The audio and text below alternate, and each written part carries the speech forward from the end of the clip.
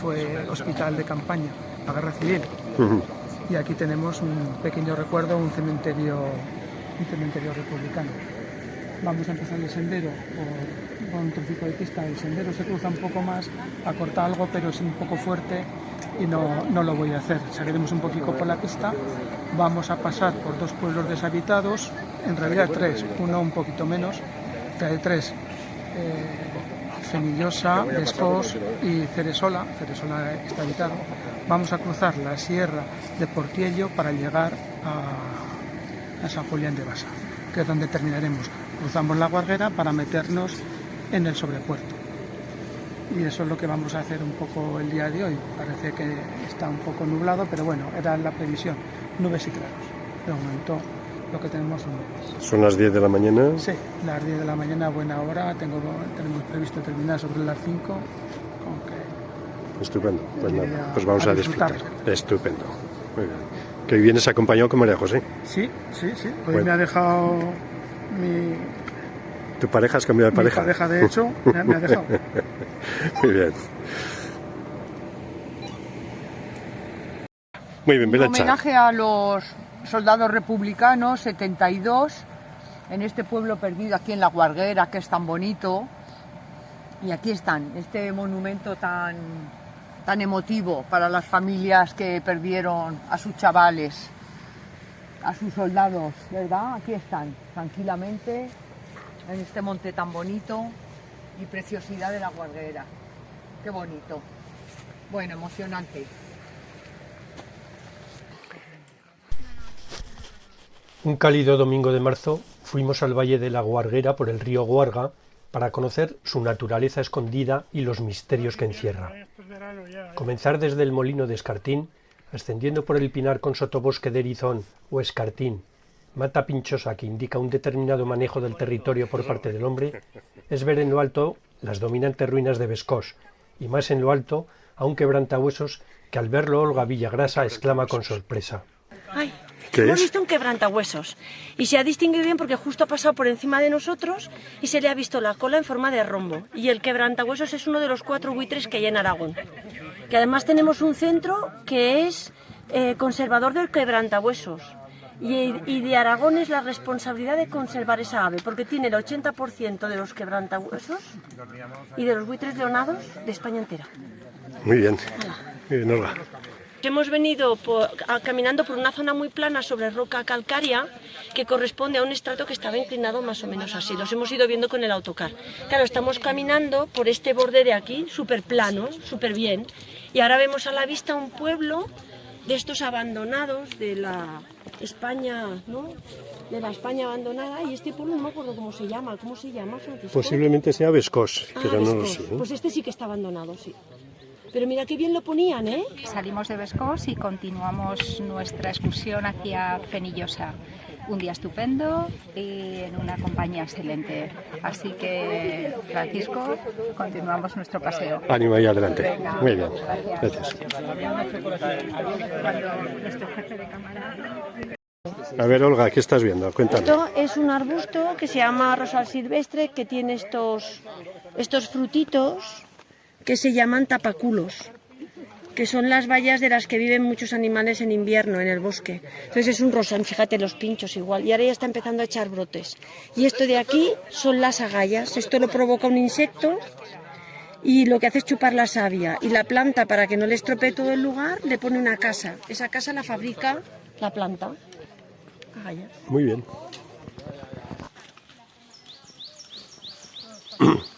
¿Qué pájaro es ese, Olga? ¿Qué pájaro es este? El carbonero garrapino. Canta tuiti, tuiti, tuiti, tuiti, que no es como el carbonero común que dice chichipá, chichipá, chichipá. Otra cosa, vemos que hay mucha procesionaria esto. Por los pinos, estamos en una zona de pino albar y en una zona de esto que ves así es como si fueran terrazas de cultivo o algo así. Supongo que cuando se abandonaron los pueblos se quedó libre y entonces empezaron a crecer pinos. Y hay un montón de procesionaria en los pinos. Le decía a un compañero que a veces hay años que hay muchas y eso es cíclico. Y nada, y no pasa nada. El año que viene habrá menos.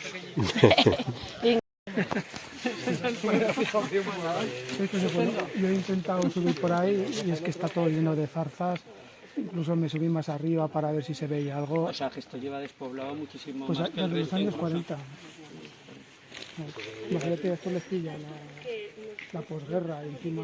El camino resulta un tanto engorroso por la abundante carrasca y pinchosas zarzas que nos invaden, y peor aún por las procesionarias y sus pelos urticantes que flotan en el aire. Y es que uno es alérgico. Aquí estamos en un enclave maravilloso. Aquí entre pinares, algún roble que vemos. Y ahora por fin, después de que hemos hecho una caminata extensa entre pinares, ahora vemos campos un poco aquí ya también de ganado. Muy bien. Vamos a continuar un poco. Estupendo. Y de la segunda. Ah, vale, con las dos. Entonces aquí ya las ovejas ya se pueden mover. En la zona que hemos estado, en los pueblos que estaban ahí abandonados, casi podría decir que yo no, en medio de su existencia, como no fuesen cabras, ovejas no creo que hubiese.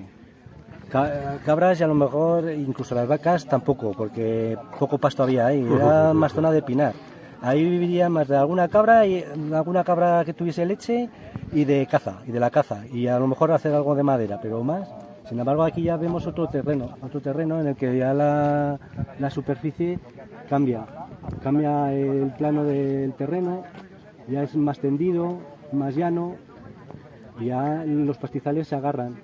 En un terreno que es muy inclinado, el pastizal no agarra. Llegar a Ceresola, por un camino cuya única familia habitante del lugar reclama que renueven, ha sido entrar en su casa del año 1780 hasta la amplia cadiera con su auténtica chimenea troncocónica. Ha sido también sentir el calor del fuego con palabras selladas en la campana, palabras llenas de trabajo y sufrimiento, haciendo latir con fuerza en mi interior la subsistencia y dureza de aquellos habitantes. Esta es la casa Juan Domingo, la única vivienda habitada en Ceresola. Muy amable, nos han enseñado la cocina chimenea, que la tienen totalmente rehabilitada, y con cierta tristeza no dejan de contarnos cómo es muy difícil seguir viviendo en estos pueblos que tienen muy difícil acceso, que ni siquiera la carretera se encuentra asfaltada. Un ole por ellos y todos los que resisten en estos pequeños núcleos habitados. Muy bien.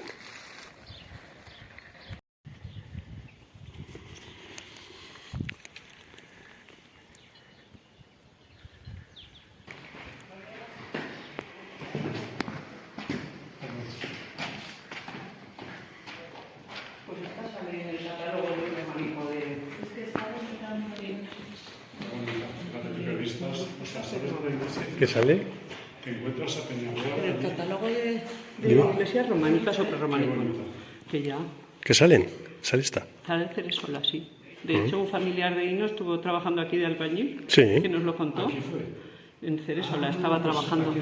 Anda. Aquí ha metido dinero el gobierno de Aragón para...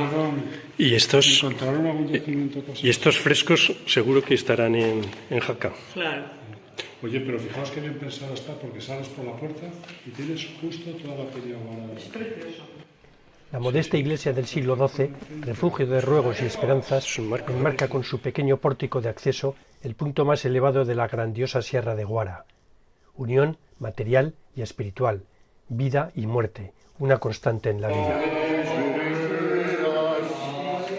Hacen la mitad de media docena de berenjenas y le añades un nabo. Tienes la mitad de media docena de berenjenas y un nabo.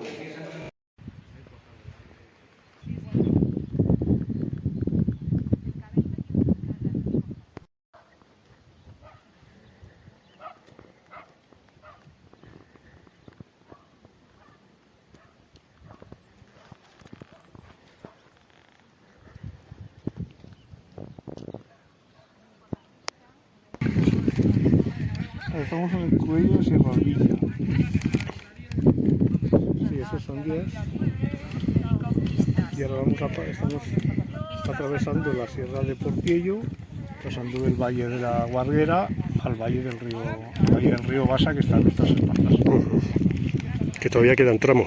Todavía queda un poquito, pero comeremos en el veremos. collado Y las cimas que vemos aquí, que comentabas. Tenemos todo el macizo de Guara nuestra. Bueno, si tenemos por la derecha, vemos en el fondo unas antenitas, que es el pico de la Vila. En primer plano es el valle del Guarga. ¡Ay, qué bueno es él! En el fondo vemos el segundo montículo, que es la Sierra de Gabardiella. El pico de la Luna es más alto. Y si seguimos a la izquierda, vemos una subida fuerte, que es el pico de... ¿Cómo se llama este? El que está al lado de Guara. El Fajinito, luego el Collado de Petreñales, el macizo de Guara, y luego los picos de la Loma, y al fondo el cabezo de Guara. Que unos días subiremos. Esperamos subir en unos días. A ver. Muy bien. Aplausos. Descender desde el collado próximo de Sierra Villa, 1354 metros, situado al final de una pequeña cuesta, es bajar por la ladera norte donde todo cambia. Es encontrar pozas de agua cristalina y sombra, y una singular planta herbácea denominada corona de rey o coda de borrega en Aragón, hasta llegar a la ermita de Santa María de Vallarán, residuo de un antiguo monasterio, signo de penuria y soledad.